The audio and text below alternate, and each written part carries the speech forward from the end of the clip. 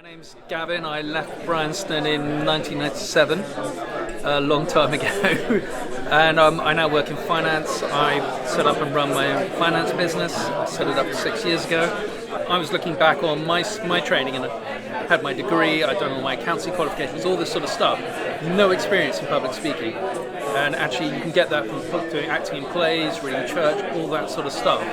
I would really recommend the soft skills. My name's Dr. Leonard Evans. I go as Leo.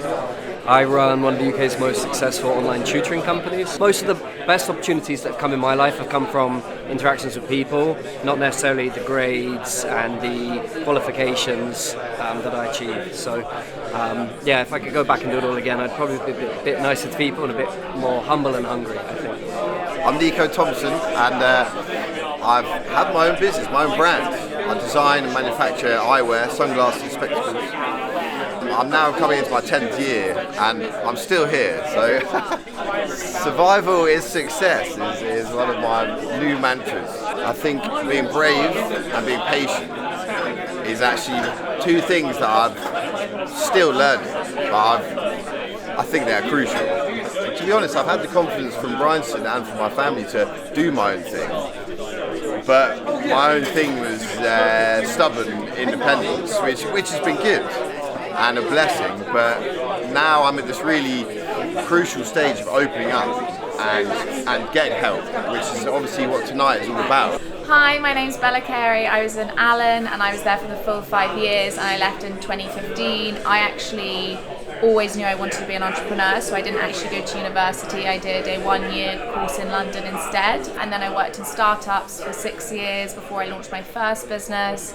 It actually didn't go according to plan, but I learned very quickly that I was going to be okay, and I got on to my next one, which is what I'm doing now. I put a lot of time into extracurricular activities that have really helped me understand that I could have lots of different skills that were really applicable, and also it really just helped me have the confidence in myself to not look around me and compare myself to what everyone else is doing, everyone going off to university, but being comfortable in the skills that I had learned and being comfortable that I was going to find my own way. Feeling different, that's an advantage. Not worrying about charting the same path as all of your friends, being brave to go and do your own thing and kind of buck the trend. I feel like those values are kind of inherent to the school. And also don't lose sight of who you connected with at school. Flinty and I weren't in the same year, weren't in the same house, we didn't overlap that much, but make sure you keep in contact with the amazing network afterwards through things like the Founders Forum, because they really are super helpful. Hello, I'm Felix Hawking. So I was in Dorset House. I left Bryanston in 2020. For me, I think it was take the controversial route. I did the UCAS. I had 5 lovely offers at 5 very, very good universities, and I picked the university that wasn't even a university. It was the first cohort, and I am so happy I did. Now there are so many more different pathways that you can go down that aren't just a kind of a traditional degree. I think explore and really look at what the opportunities there are out there, because after Bryanston there are many different opportunities. Hi there, I'm Tom Conway Gordon. I left Bryanston in 1996, which is quite a long time ago. I'm a reputation consultant. I run my own business. I had absolutely no idea about business. I found that in the sort of careers room, you're sort of pigeonholed into terms of what you wanted to do, and you think long-term career, you're going to be a doctor or this. And what actually, if I was to go back at that age and understand myself then, I would be thinking about the curiosity and understanding what I would want to do after leaving school. The vast possibilities, the huge amounts of curiosities that I wanted to explore, but not be kind of bound by the traditional, I've got to go to work, I've got to run a 9 to 5, all that sort of stuff. What are the things that excite you when you're hanging in the hangings or walking in the basement corridor? What are the conversations of things? What are the little kernels? What's the spark that gets you interested? Because that's where entrepreneurialism starts. It starts with what you really care about, what you're curious about, what you're passionate about.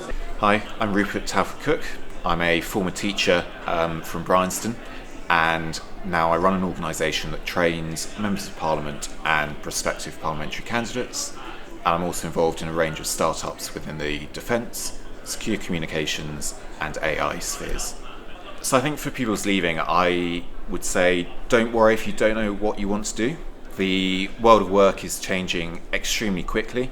It might be a completely different environment by the time you get to applying for your first job. And also you might change careers several times. So just be prepared for anything. Enjoy learning, enjoy the experience, and just be proactive in your approach to your career. Hello, I'm Tom Willard. I left Bryanston in 2012. I started a tech business coming out of university. I've ran it for the last 9 years and recently sold it in the last couple of months. If I give one bit of advice, is don't be afraid to fail. Just, there's always going to be armbands available, and you learn the most from things that necessarily don't succeed, and you get back up again and you can go further. One of the best things about Bryanston is your friends, the people you meet. I'm still in touch with so many of my cohort that were there at Bryanston at the time, but also I've met so many other people across different years, age groups.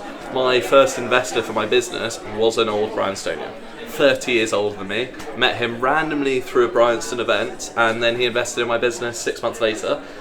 We've had a relationship for 9 years and then exited the business together and sold it together. So when I talk about how powerful that Bryanston network is and what you can do together, or a group of you coming out as mates and thinking, I've got an idea, just jump in. Hi, I'm Rupert Seymour, founder of Seeking Out Solutions. I would probably tell that young person, that they aren't alone,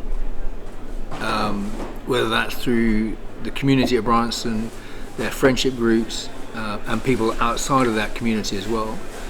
Don't lose sight of those people. Don't lose sight of those connections.